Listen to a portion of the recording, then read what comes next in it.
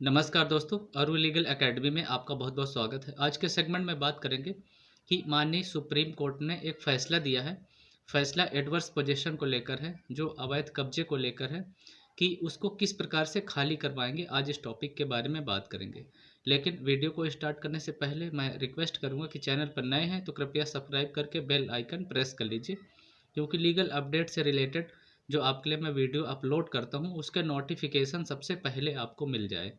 तो चलिए बिना देर के हुए बात करते हैं कि माननीय सुप्रीम कोर्ट ने फैसला सुनाया है कि कोई भी जो कब्जा है, जो कब्जाधारी अब टिक नहीं पाएगा, क्योंकि कोई भी पुराना कब्जा है उसको आप सुप्रीम कोर्ट ने आदेश दिया है कि आप खाली करवा सकते हैं। तो वो किस प्रकार से करवाएंगे, ये सारी बातें कवर करेंगे। और कितना पुराना कब्जा हो उसको भी आप खाली करवा सकते हैं, किस प्रकार की प्रक्रिया होगी, तो ये सारे टॉपिक को कवर करते हैं। लेकिन वीडियो को स्किप नहीं करेंगे, क्योंकि आप जानते हैं कि अगर वीडियो पूरा नहीं देखते, कोई भी इन्फॉर्मेशन यदि आप कंप्लीट नहीं लेते, तो फिर आप उसको ठीक प्रकार से अमल में नहीं ला सकते। तो इसलिए वीडियो को स्किप मत कीजिए, पूरा देखिए। तो दोस्तों, जैसे किसी व्यक्ति ने आपकी प्लॉट या कोई शॉप है या मकान है या ज़मीन है, अगर उसमें किसी व्यक्ति ने आपकी संपत्ति पर कब्जा करके बैठा हुआ है और आपने उसमें पैसा लगाया हुआ है, आप काफ़ी समय से इस बात को लेकर परेशान हैं, तो अब बिल्कुल भी टेंशन लेने की ज़रूरत नहीं है। अब बिल्कुल आप कब्जे को खाली करवा पाएंगे, क्योंकि माननीय सुप्रीम कोर्ट ने फैसला सुनाया है कि अब चाहे पुराना कब्जा भी हो 100 साल का, तो उसको भी आप खाली करवा सकते हैं।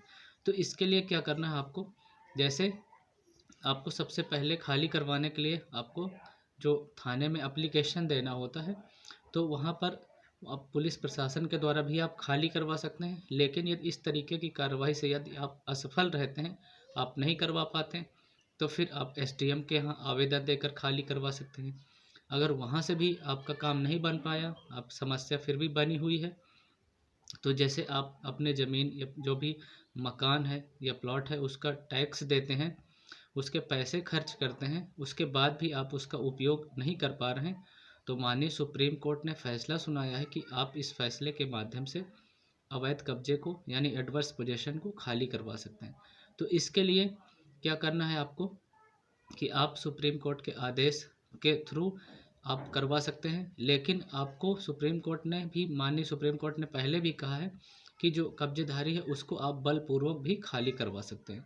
तो बलपूर्वक खाली करवाने के लिए जैसे आप पुलिस में कंप्लेंट देंगे, इस बारे में आवेदन लिखेंगे कि कब्जाधारी हमारी संपत्ति में कब्जा करके बैठा हुआ है, तो पुलिस के थ्रू भी करवा सकते हैं। लेकिन पुलिस नहीं अगर सुन रही, इस कार्रवाई को प्रभावी तरीके से नहीं आप कर पाए, तो फिर आप बलपूर्वक खाली करवा सकते हैं। आप जाकर वहाँ पर जो भी आपके घर के सदस्य हैं, आप शांतिपूर्ण तरीके से कब्जे को खाली करवा सकते हैं।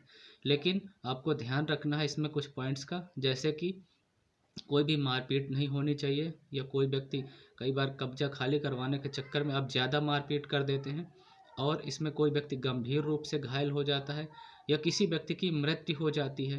तो क्योंकि इस तरह के मामले देखने में आते हैं कि कब्जे खाली करवाने के चक्कर में क्रिमिनल केस हो जाता है। अगर इस तरीके का कोई केस बन गया, आपने किया, तो क्या होगा कि क्रिमिनल केस आपके ऊपर रजिस्टर हो जाएगा, तो फिर क्रिमिनल प्रोसीडिंग स्टार्ट हो जाएगी और आप काफ़ी मुसीबत में फंस जाएंगे और आपको जेल भी हो जाएगी और सज़ा हो जाएगी आपको। तो ये बात को ध्यान रखना है आपको कि कब्जा खाली करवाना है, लेकिन शांतिपूर्ण तरीके से कब्जे को खाली करवाना है। क्योंकि माननीय सुप्रीम कोर्ट ने जो आदेश दिया था उसमें कहा था कि कब्जेधारी को खाली करवाया जा सकता है, लेकिन शांतिपूर्ण तरीके से बलपूर्वक आप खाली करवा सकते हैं। अब जैसे जो कब्जाधारी होता है, जैसे प्राइवेट संपत्ति है किसी व्यक्ति की, अगर उसमें जो कब्जा होता है, अगर वो 12 वर्षों से अधिक समय से कब्जा करके बैठ गया है, तो वो संपत्ति कानून के नज़र में वो उसमें एडवर्स पोजेशन का यानी प्रतिकूल कब्जे का दावा कर सकता है। और वहीं अगर सरकारी संपत्ति है, तो सरकारी संपत्ति में कब्जा करने के लिए, ये मालिकाना हक का दावा पेश करने के लिए आपको 30 वर्षों से कब्जा लगातार होना चाहिए। अगर लगातार कब्जा नहीं है तो फिर मालिकाना हक का क्लेम आप नहीं कर सकते। लेकिन अगर व्यक्ति प्राइवेट प्रॉपर्टी में 12 वर्ष से अधिक समय से और सरकारी प्रॉपर्टी में, संपत्ति में 30 वर्षों से अधिक समय से कब्जा किए हैं, तो मालिकाना हक का दावा कर सकता है, यानी प्रतिकूल कब्जे का दावा कर सकता है, जिसको आप एडवर्स पोजेशन भी इंग्लिश में बोल सकते हैं।